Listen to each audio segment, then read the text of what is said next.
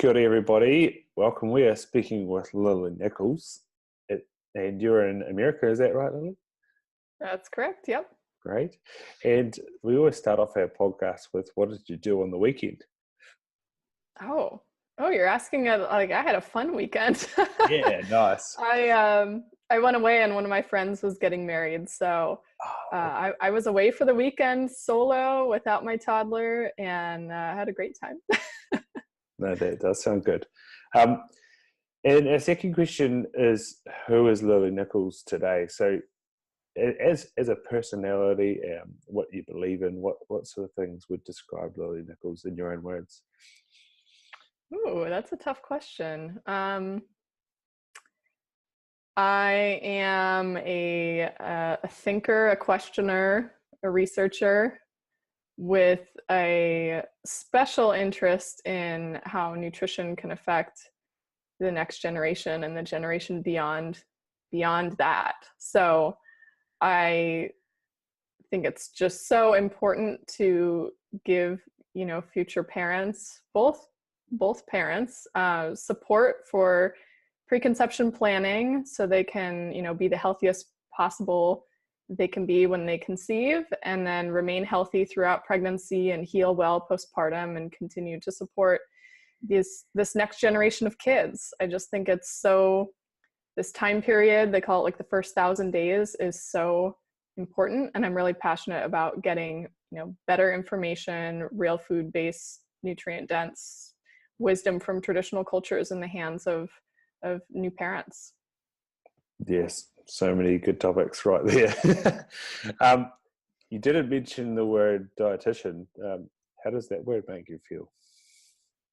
Ooh, that's an interesting question. So my background, if I give like the official bio, I'm a registered dietitian nutritionist and a certified diabetes educator. Those are like the fancy letters behind my name.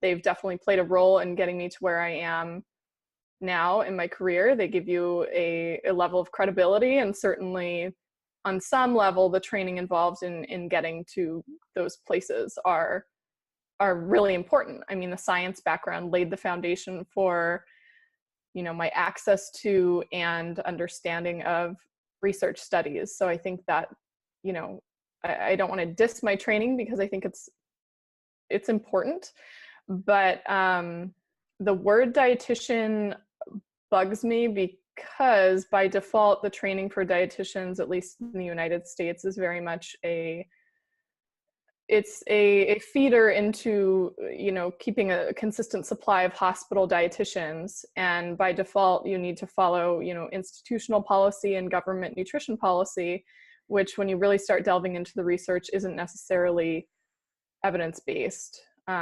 So I have a love-hate relationship to the term because I'm proud of my credentials and my education, but I'm also very critical of it and think that we can just do a lot better in the policies that we have set and the information that we give out to people.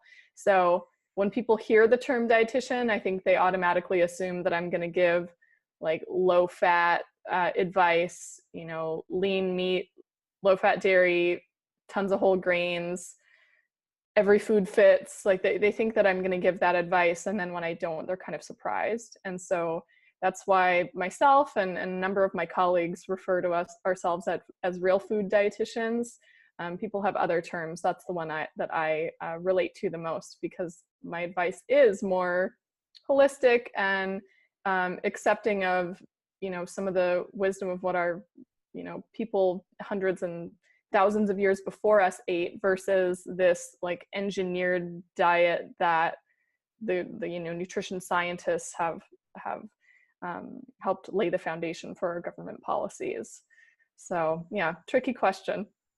That's nice, and very fitting, because our last episode was with Brian Sanders from the movie Food Lies, and it's awesome to hear from the horse's mouth someone who deals in the field of nutrition and the pressure to work under guidelines that maybe there is another way. So that's awesome.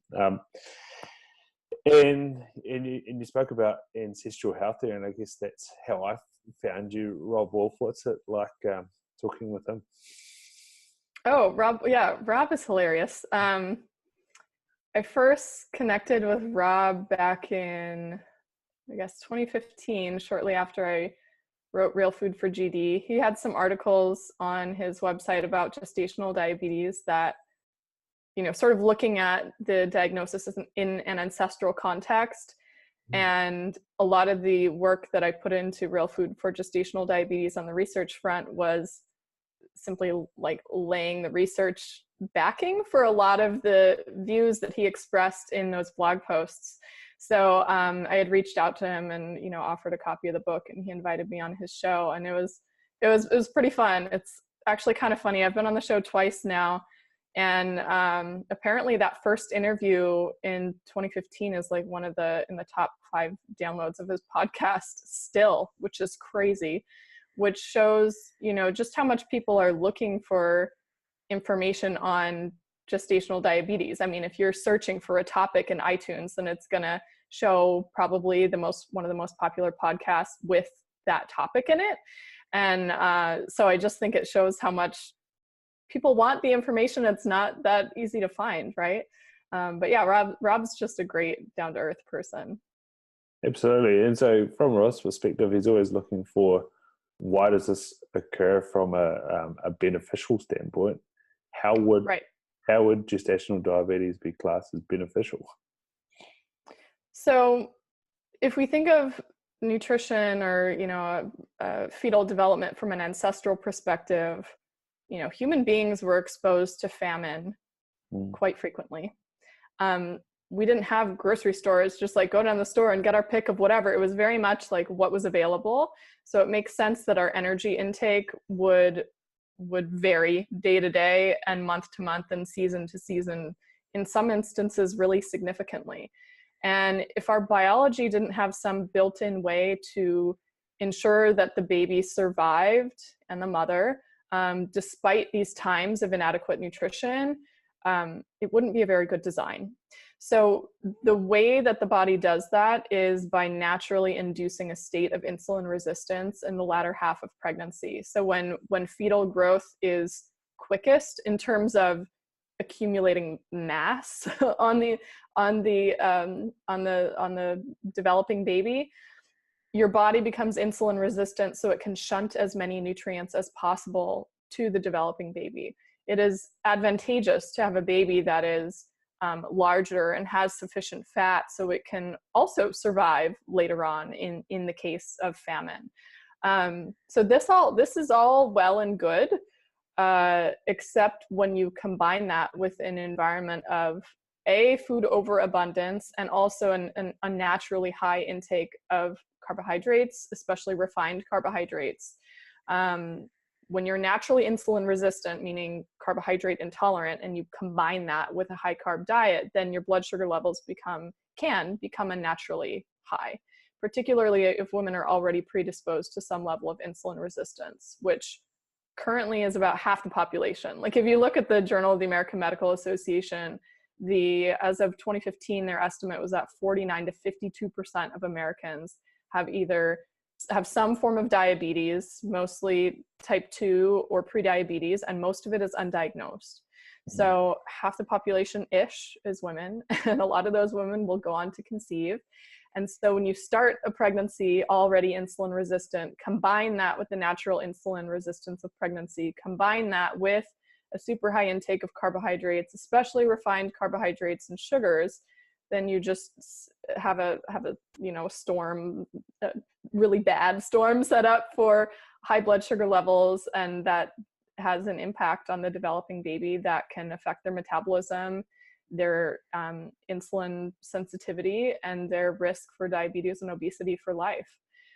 So I think what was once a very protective thing that allowed babies to thrive and maintain a consistent supply of nutrition despite famines and starvation and an inadequate amount of food has now turned into something that can work against us if we're not careful.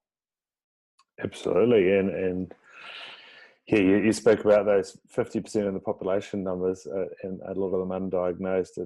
it's something we've spoken about a few times on this podcast, and again, it's great to hear it come out from somebody else. Yeah. And that, did you say there that the risk factor for the mother is for continued diabetes throughout life, and type 2 diabetes? But did you also mention that the child itself can have similar complications? Yeah, so they found that children exposed to high blood sugar during pregnancy face a 6-fold higher risk for type 2 diabetes and obesity by the time they turn 13. So it's significant. And depending on the study you look at, the statistics are different. There was one review study that compiled a bunch of different statistics looking at both exposure to diabetes during pregnancy, and also the mother being overweight and obese, and the additive effect for these things on a mother's risk of diabetes later in life, on a baby's risk of diabetes and obesity later in life. And in some instances, it was up to 19-fold higher risk. So, I mean, it's a variety of factors, and you're always going to find differences in the stats, but it is pretty consistent across the board. There is a change in the way the pancreas develops. I mean, when a baby is exposed to high blood sugar, a mother's blood sugar crosses the placenta. A mother's insulin does not. So if a mother's blood sugar is high, the baby's blood sugar is high. And once they're at the point in development where their pancreas can produce insulin, they do, to counter it, because high blood sugar levels, at least beyond a certain threshold, are teratogenic. Like, they can result in birth defects. So the baby has an incentive definitely to release, more insulin. So they release high amounts of insulin and also become insulin resistant during pregnancy. And this effect does carry over into childhood. So, we have to wonder about, since the dietary guidelines that are pretty low fat were released in the 80s, we've had this, progressive increase in childhood obesity and diabetes. It's like it's frightening. I mean, you look at the stats and it's not reassuring. And there is some thought that it's not just, the food environment that the children are exposed to and inactivity, but that there's been a pre-programming of their metabolic health that started in utero. And this effect has been shown to carry over generation after generation. So it is something that I think really needs to be taken more seriously, because there is quite a bit we can do during pregnancy to normalize blood sugar levels, particularly with real food and a not excessive intake of carbohydrates. So we do have a place to make a dent in this, worrying trend we're seeing. Absolutely. No, I know myself and my partner, we sort of eat somewhere between a ketogenic and paleo type diet. But when it came to Alex being pregnant, she had extreme cravings for those white foods. Do you know where that white food craving comes from? Let me ask, was it in the first trimester especially? Yeah, especially, yeah. Yeah. So so we have to look at pregnancy metabolism, because it kind of gives us an insight into why some of these cravings might be happening, and the role potentially for a higher carbohydrate intake during different stages of pregnancy. So I mentioned that insulin resistance increases in late pregnancy. Well, in early pregnancy, your body is preparing for the impending insulin resistance that's coming. And your pancreas actually starts producing more insulin early in pregnancy in preparation for that. Because in late pregnancy, insulin production can be double or triple what it is pre-pregnancy.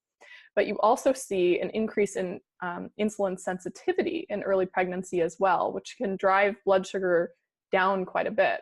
And you see these trends in women with type 1 diabetes who are pregnant. So these are women who are not producing insulin and have to take exogenous insulin in order to manage their blood sugar. And you often see, not always, but you often see a dip in insulin requirements in the first trimester. This tends to coincide right around the time when nausea, cravings for carbohydrates, food aversions, and all those things are peaking. And then it generally starts to insulin requirements go back up, and then they go above and beyond where they were pre-pregnancy. So there is a potential physiologic basis for carbohydrate cravings in early pregnancy in order to, keep your blood sugar high. higher, like not too low, meaning, and also your body is in an anabolic state where it's intentionally trying to accrue fat stores, which potentially is why it's more insulin sensitive. You know, it's like it wants to store extra glucose for later on when it flips into a catabolic state or a more fat burning ketogenic mode in late pregnancy, which is designed to send those fatty acids and ketone bodies and all the nutrients, including glucose, to the baby for the super rapid growth that they experience in late pregnancy. So I'm a proponent of following your body's lead within reason. It's very, very, very common to have carbohydrate cravings in the first trimester, and particularly if you're dealing with nausea on top of it. Like, you want the quickest to digest food possible just to settle your stomach. I mean, what's the alternative? Starving, like that's no good. So I do recommend women, follow their lead on that and do their best to also combine those carbohydrates with some other nutrient dense foods that have some fat and protein, as tolerated. And then also just considering the source of carbohydrates, like best quality that your body can put up with, whole food sources versus the refined sugary stuff. Because obviously we do want to have, nutritional common sense on board as well. But then typically later in pregnancy, women can switch back to eating slightly lower carb and not have an issue. So, and it depends on the woman, somebody who's really active and maintaining a normal weight and isn't gaining an excessive amount of weight during pregnancy, they may have more wiggle room for carbohydrates in their diet, and that's fine. Like, people don't necessarily need to be ketogenic. I think that's like a really common misconception with my work, because I defend that lower carb can be safe. I defend that being in nutritional ketosis is physiologically normal in pregnancy, because it is. But it doesn't necessarily mean that you get there only by being ridiculously low carb. Like, you may actually have more wiggle room for carbohydrates in your diet simply because like your energy needs and all these other things are higher. So we have to kind of, be careful about how strictly we recommend one thing or another and get super dogmatic about it, because there's so much variation woman to woman. Absolutely. It's a very nuanced approach to it, and like you say, the demands are different there, and your energy demands are different, and you're feeding two people. Right. You spoke about how pre-pregnancy you and the partner want to be in the best possible health for the best possible chance of one, conception, and a successful conception and pregnancy. What sort of things are you speaking with there? Well, sperm quality and egg quality are affected by what your lifestyle is like and your nutrient intake preconception, particularly like the first 4 or so months before pregnancy. But you can extrapolate way beyond that. There's never a bad time to start eating really well and taking care of your health. But you mean like specific nutrients that can be beneficial during this time, or? Yeah, let's go there. Yeah, okay. So ultimately, why we want to eat better is for, epigenetic reasons. We want to have like the best transcription of DNA for like optimal health for this rapidly developing embryo that's going to be taking place soon. So we're looking at things that are involved in like cell growth and differentiation. So that would be like folate, choline, vitamin B6, vitamin B12, an amino acid called glycine. Those ones are all really intimately related in the methylation process of new DNA, which is just important for your genes expressing in the best possible way and not setting yourself up for disease and other things later in life. So foods that would be really rich in those things. With folate, you're looking at like liver, leafy greens, legumes, avocados. With choline, you're primarily looking at egg yolks and liver. Those are going to be by far the top sources. But also you get a little bit in cruciferous vegetables, like broccoli, cauliflower, Brussels sprouts. You get a little bit in nuts and seeds, but it's at like a quarter to a fifth the concentration that you get in egg yolks. So eggs are really going to be the primary source of choline in the diet. So women or men who don't consume animal products are at a pretty big risk for not consuming enough choline unless they're supplementing. B12, that one's fairly obvious, also going to be only in animal foods or supplements. Glycine is an amino acid that is involved in the creation of fetal DNA. It's also involved in the development of internal organs. Most of that is set up in the first 8 weeks of pregnancy, so that points to preconception for one of the more important times to optimize your intake of this. Same goes for folate and choline. Those are involved in the development of the neural tube. So they've linked lack of intake of both of those to an increased risk of developing, of a baby having neural tube defects. So with glycine, your primary sources of glycine are going to be the bone, skin, and connective tissue of animal foods, which kind of makes sense because that's exactly what glycine helps us in our body. So for adults, you know, people taking collagen and gelatin, which is really high in glycine, notice improvements in their hair, skin, and nails and joint issues. It's right along there. It's involved in the development of those tissues in the baby. So with those foods, we're talking bone broth, tough cuts of meat that are slow cooked. So any sort of meat where, like, if you put it on the grill, it would just be the toughest thing to cut through in the world and not enjoyable. But you put it in the slow cooker or the Instant Pot or something, and it gets all like melty, like fall off the bone, delicious, like ribs or something. Those are fantastic sources of glycine. The skin, so like chicken skin, poultry skin, eat that, definitely eat that. Don't avoid that just because it has fat or whatever. Meat that's cooked on the bone, because there's connective tissue that attaches the meat to the bone, that all breaks down and becomes really yummy when you slow cook it or braise it. Pork rinds, those are delicious. And then like collagen, gelatin powder, those are going to be really good sources of that. So those would, I mean, you can go on and on. Like there's a role for virtually like every real food in some form in a pregnant woman's health and a baby's development, but those are definitely the top ones that I don't think get enough airtime because everyone's so like fruits and vegetables. Like, yeah, vegetables are good. There's folate in them. There's minerals in them. It's great, but there is a big role for animal foods, and there's some nutrients that are like the ones I mentioned are really hard to find not in, you know, when you're not eating those foods. And then I should mention DHA too. So the omega-3 that you primarily find in foods of animal origin, especially seafood. That's really important for development, for keeping inflammation low, for brain development to the baby. So those ones are also excellent. Awesome. It makes sense with that glycine why all of a sudden my partner's started loving slow cooked lamb and bone broth. So is that Glycine is really interesting because so it's not even really mentioned in conventional prenatal nutrition policy, but when you dig into the literature, glycine is an amino acid that's in a non-pregnant state, they consider it conditionally essential, meaning if you don't consume it from your diet, your body will make it from other amino acids and you're not going to develop some like serious signs of deficiency. Maybe things won't be optimal, but you won't like die because like an organ can't function without it. During pregnancy, it actually becomes conditionally essential, meaning you have to get it from your diet to provide enough for yourself and your baby.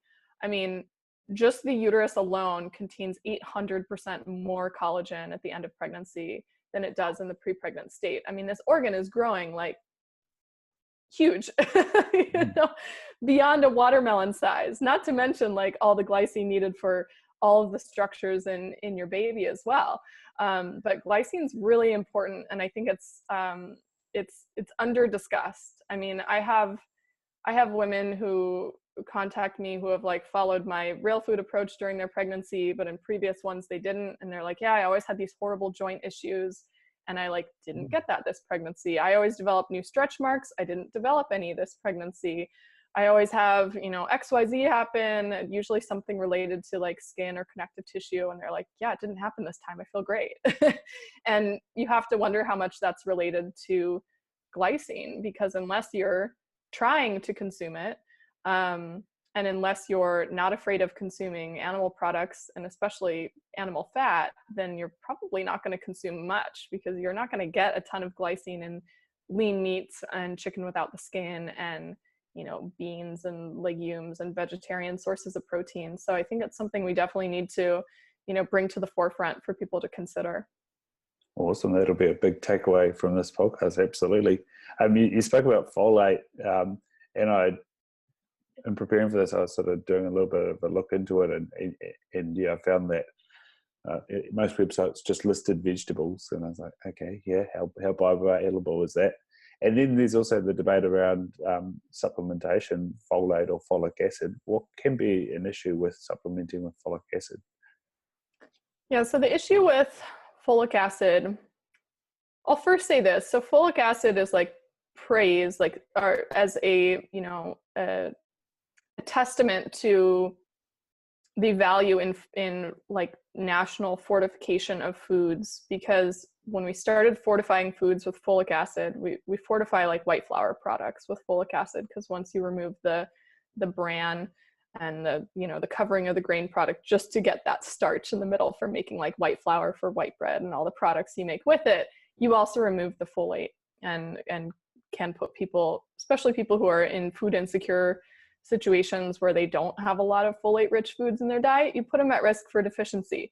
So that's a problem, because folate is involved in the closure of the neural tube, and deficiency in folate is absolutely linked to an increased risk of neural tube defects.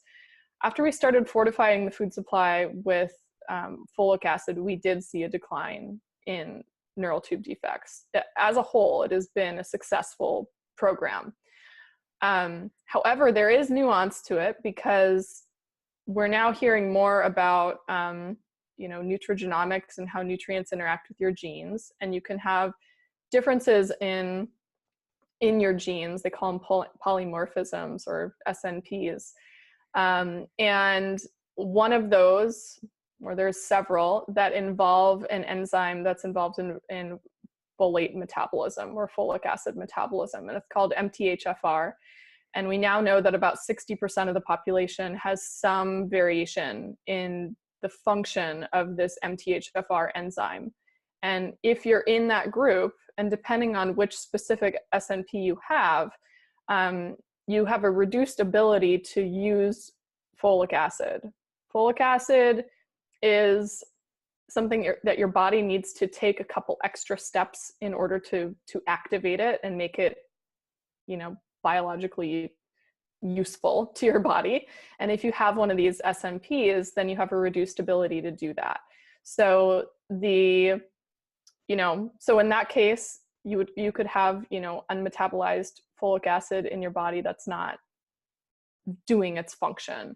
Whereas if you get folic acid in food, or folate from food, because you're never going to find pure folic acid in food. It's a much more complex molecule, and there's actually a number of different types of folate. They call them food folates because there's so many of them.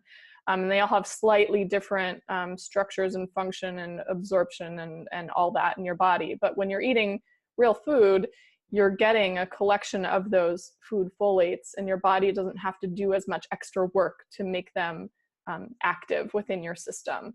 So whether or not you have an MTHFR thing going on, getting your folate from food is a really good idea. If you have a difference in your MTHFR, they call them mutations, but I kind of hate that term, because we're all mutants genetically on some level. Like, it's all a variation of normal. So I like to refer to it more as a variation. But if you do have a difference in your MTHFR, then it makes more sense to supplement with methylfolate, or another one's called folinic acid, but generally you're looking at methylfolate, because your body doesn't have to rely on the activity of that enzyme in order to utilize the nutrient. And in addition to that, you can also still utilize the folates that you find in food. So with 60% of the population having some variation in this. I think it makes sense for people to really prioritize food sources of folate, and you may as well just get a prenatal vitamin that has methylfolate in it instead of folic acid, just in case. You know, you don't even need to have the test done, and you can still take the superior form of the nutrient versus like the cheapo folic acid that they put in everything. Great. And another one of those would be supplementing with a good source of EPA DHA versus a run-of-the-mill fish oil. What do you have opinions on that? So DHA is really important for fetal brain and vision development. And it's something that you can't make up for. I have a friend who's an eye doctor, and she's like, literally, you can't make up for like lack of nutrients during pregnancy to like fix eyes later on. Like those are developed in utero. Your vision is developed in utero. So absolutely, it affects vision and brain development. Babies whose mothers consume enough DHA during pregnancy generally score better on cognitive tests later on in life, and that tends to continue during childhood. There's obviously variation study to study, but we know there is a very important role for this fatty acid in the development of the brain and eyes. So DHA is found primarily in animal foods, particularly seafood, and then you'll get some in like pasture-raised eggs and grass-fed beef. It's definitely dependent on the diet of the animals, but by far you get the most in seafood. You don't get DHA in plant-based foods with the exception of certain kinds of algae. So people will argue that you can consume other types of omega-3s like you get in flax seeds, chia seeds, walnuts, etc. And your body has an enzyme that should be able to convert those into DHA, but unfortunately the conversion rate is like 3% or less. So you just can't meet your DHA needs from plant-based sources of omega-3 unless you're taking an algae-based DHA supplement, and then you're good. You know, you can do that. That's totally an option. But we can't have people thinking that they're gonna like, people lump omega-3s into this big category as if they're all the same, and they're just not. Like DHA is a type of omega-3, EPA is a type of omega-3, ALA is a type of omega-3, but you can't talk about them interchangeably without like a deeper discussion going on. So absolutely those nutrients are important, and even more so, you know, EPA plays a role as well. EPA helps with the absorption and the accumulation of DHA into the appropriate places. And it makes sense that food sources come with both. Like by default, EPA and DHA are found in nature together. You see this synergy in a lot of different nutrients, but that's just, you know, one example. No, that's really cool. And yeah, it was something that Alex used, and for some reason helped with her not feeling nauseous, which I thought was quite interesting. Iron and zinc. Iron, obviously, if you're not absorbing it, then you're feeling low. What are some of the best sources for iron? Yeah, so you know, iron's important for the production of red blood cells, which deliver nutrients and oxygen all over your body. So they play a direct role in your energy levels and prevention of fatigue and, you know, just function of everything in your body. And anemia is pretty common during pregnancy, and it's been shown that only about 20% of women enter pregnancy with sufficient iron stores. So this is definitely something to consider. So I think the conventional response to this is to just routinely supplement with iron. Oh, we'll just supplement with iron, and that's always the response. Just take a supplement. But a lot of the supplements for iron are very poorly absorbed, like ferrous sulfate and ferrous fumarate, and they have really high rates of side effects, especially constipation, nausea, just feeling lousy. They tend to stop up your digestive system. So food sources of iron are better absorbed, they don't have side effects, and we may as well prioritize those first, and then if needed, we can add an iron supplement later. I mean, they're usually testing your iron status during pregnancy to screen for this.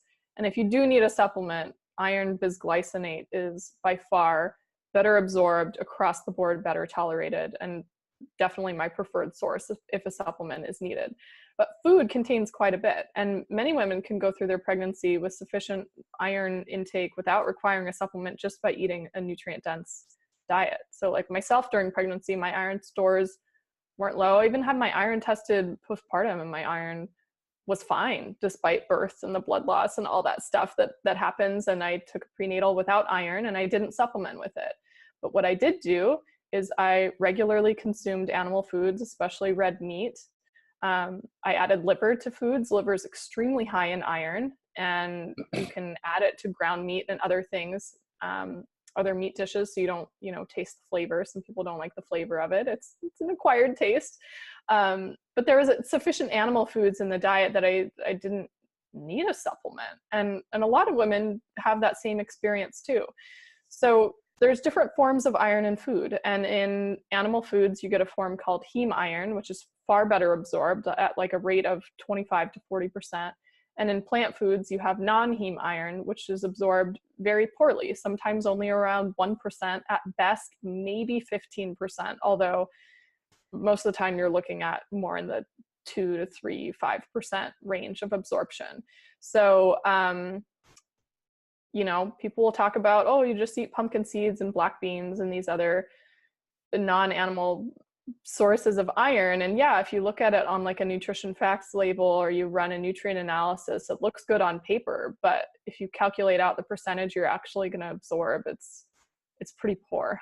So the best form to consume by far is animal foods. You can maximize absorption by consuming it with acidic and vitamin C rich foods. So like a meat that's in a vinegar or tomato marinade, like a tomato bolognese sauce, like ground meat in your tomato sauce, a tomato soup that's served alongside some chicken sausage or something, like a lemon juice based sauce that goes along with, a lamb dish or something. Like, get creative, but that generally helps absorption. And it also generally helps absorption to not be taking a calcium supplement or like dairy products right alongside your meat, since calcium and iron tend to compete for absorption.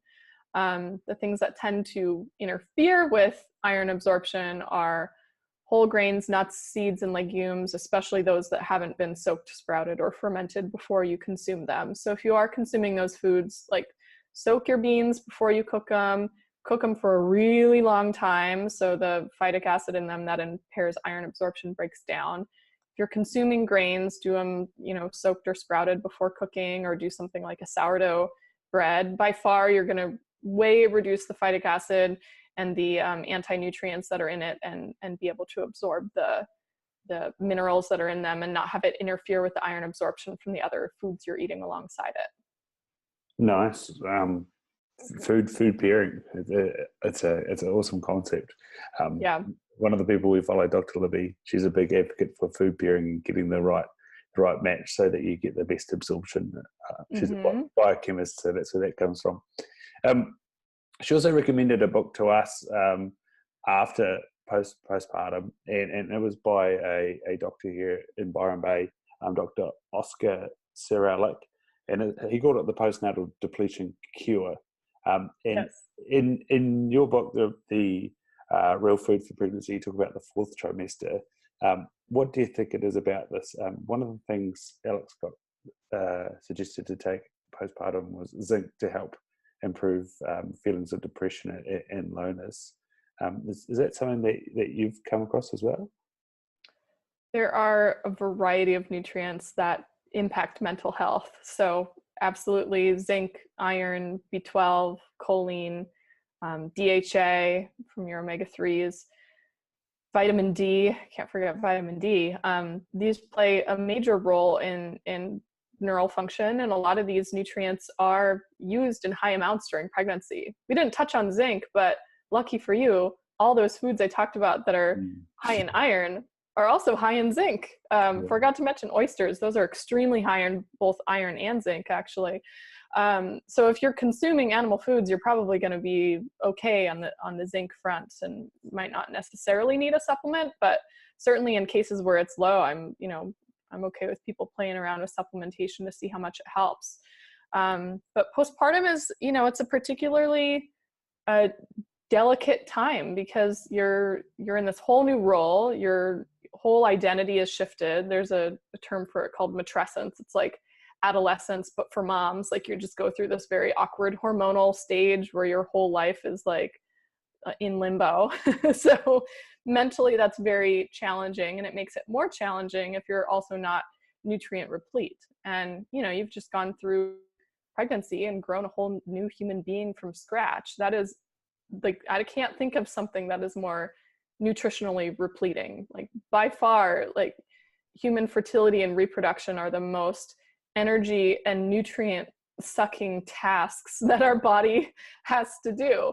And we have to be cognizant of that and be, supportive of new mothers and bring them foods. Like, new moms are not going to be cooking. You have a young infant at home.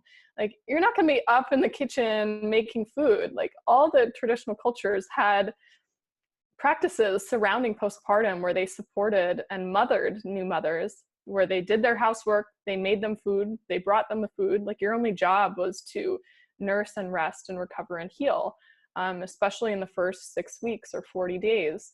And I think we really need to get back to that, because we're seeing a lot of health problems in mothers, thyroid issues, adrenal fatigue. I don't know how much adrenal fatigue can even be avoidable. On some level, it's going to happen when your sleep is interrupted for months and potentially years, with a young baby. I have a 2.5-year-old, so I'm, just, in the thick of it with you too, although I think probably at an easier, less intensive stage than with, a nursing baby. But it's a lot on your system, and people don't realize that your nutrient needs are higher, your energy needs are higher, when you're a new mother and when you're breastfeeding, compared to during pregnancy and pre-pregnancy. And it's significant. I think the assumption is like, well, you've already grown the baby, like, you've done your job, you've taken your prenatal, like, you're done, baby's here, you're good.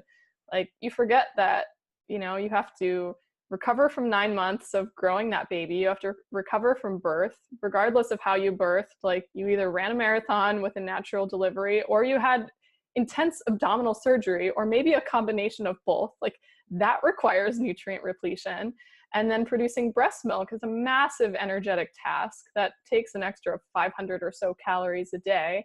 You're ravenously hungry in the early months, just so much food. I don't know if you observed that like your partner was eating like double quantities. Like, I by far outate my husband for more than a month.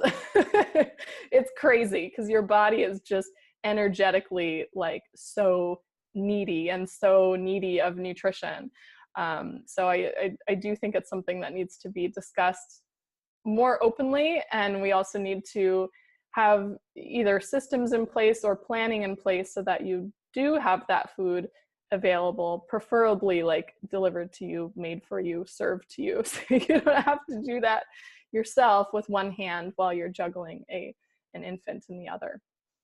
I love it. I think Oscar's book says something about no guests or visitors, only workers or maids or something like that. And yeah. He talks about you should organise a roster of people to deliver food and do your housework. And that was one of absolutely. The things. And these were built into small communities, a sort of village living. And now that we're so separatist in our own homes and typically living further away from families, you have to get really creative about how to recreate that in your modern world. So however it works, like, find a way to rest, recover, and receive support.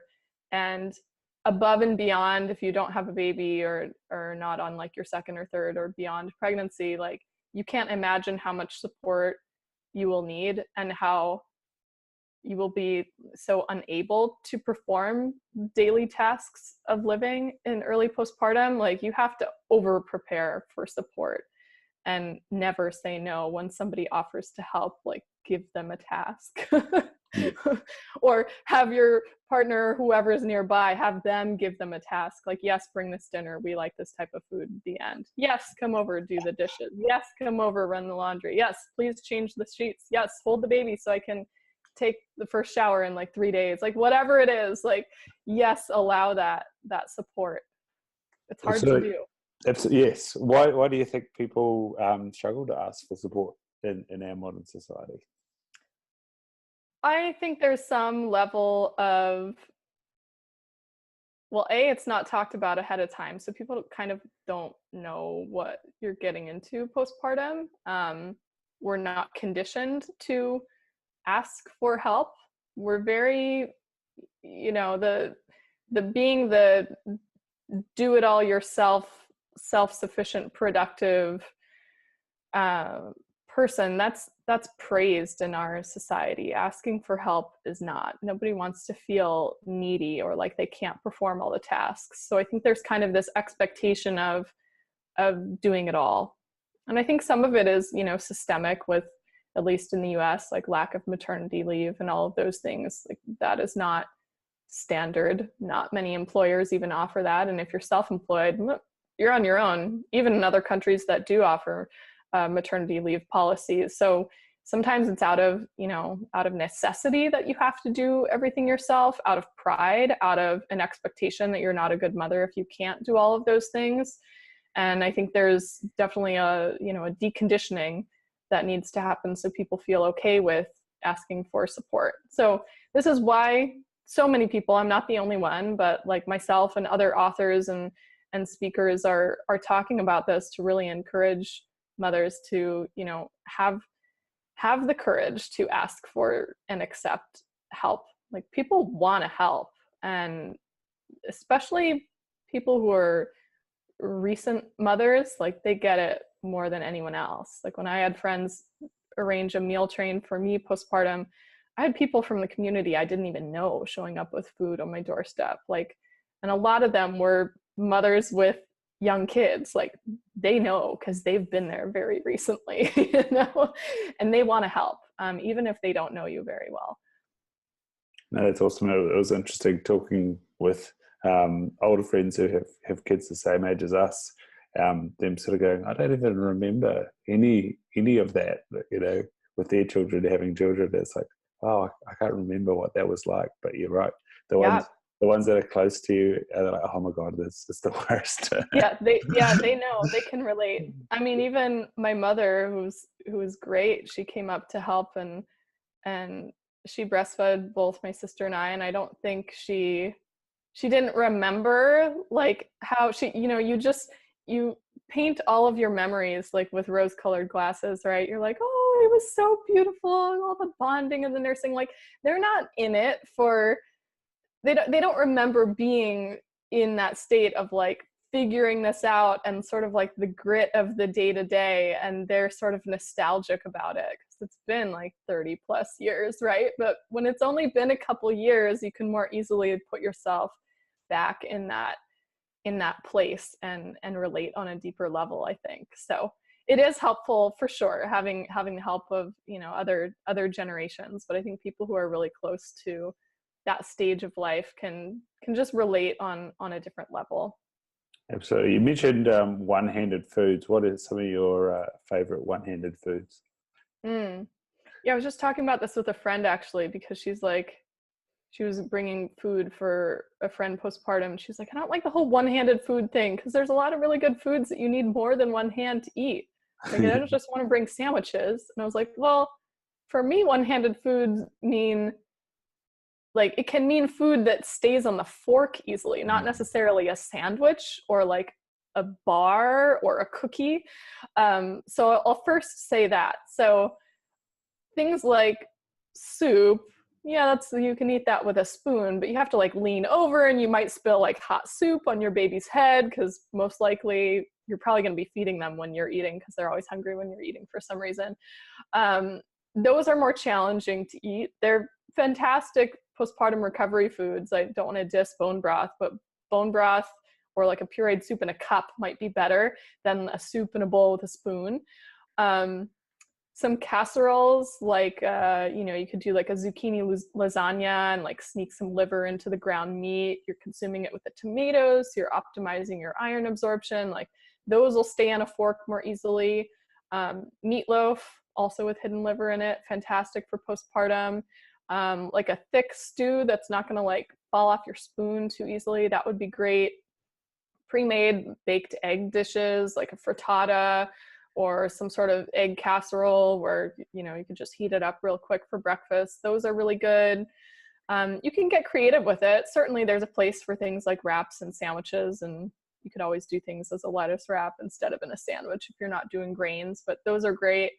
Having snacks easily available where you plan to feed your baby is really helpful, because often you do get hungry during those times, and you're feeding like very, very often. So you'll often be stuck in a chair on the couch or wherever, feeding your baby. So those are all, good choices as well. So if you can make, I think a lot of those, if you want to treat some of those like keto fat bomb type recipes are a good idea, because they tend to have nutrient dense, very filling ingredients like nut butters in them and dark chocolate and stuff like that. Those will stick with you for a while. Gummy snacks, if you can make homemade like Jello bites, like those are easy to eat with one hand and super, because they have gelatin, they're super rich in glycine, which is just so helpful for healing postpartum and tissue integrity, healing the pelvic floor, or like a C-section incision or something like that. Those are really fantastic. Meat sticks, cheese, fruit. Fruit's great. It's not going to keep you full for very long, so you can have it with some nuts or something else that's a little more filling, but still, those are great foods to have on hand. Awesome. There's so much I'd love to talk to you about, but time has flown. Where do people find you? You can find me on my main website, which is lilynicholsrdn.com. You can also find, my books are there also, but each book has its own website. So you can find Real Food for Pregnancy at realfoodforpregnancy.com.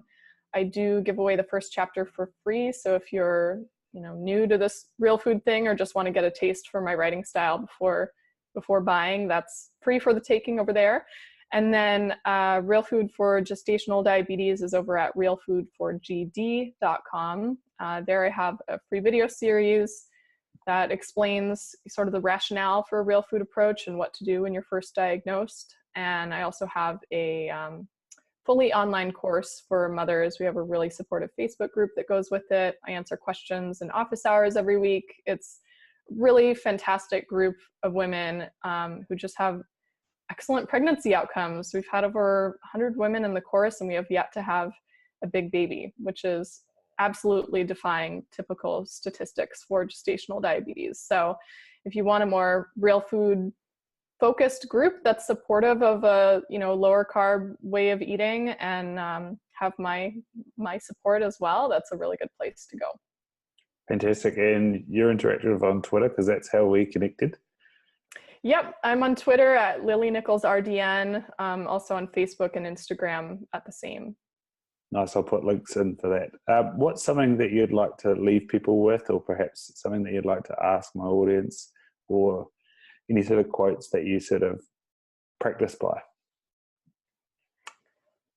We didn't touch on it much today, since we were talking more like food science researchy sort of stuff, but I am a big proponent of mindful eating and just getting in tune with the signals your body is sending you surrounding food. And surrounding food, but like everything else, mindfulness crosses over to all different areas of your life. But I think that's particularly helpful during pregnancy and during postpartum, when you're adjusting to this new person, new identity, new role in life, to build some level of mindfulness into your life.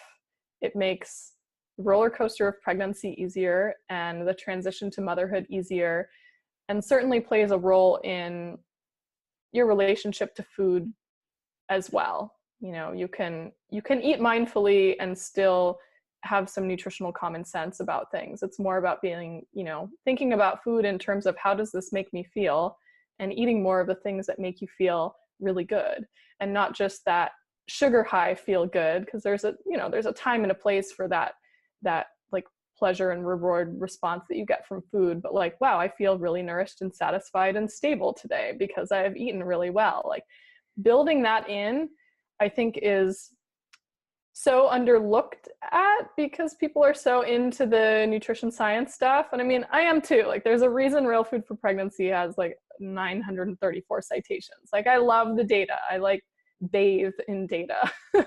But data doesn't fix your relationship with food, and data doesn't fix, you know, challenging life transitions like pregnancy and postpartum. And that comes from developing some level of mindfulness. So I'll leave you with that. Thank you very, very much. That's really awesome. And like I say, something that can flow over into the rest of your life and as you said, help with dealing with the roller coaster of postpartum and during pregnancy. Thank you very much for your time, Lily. This was an absolute pleasure, and I'm so glad that I could get you on the show. Hope you have an awesome day. You too, Ryan. Thanks.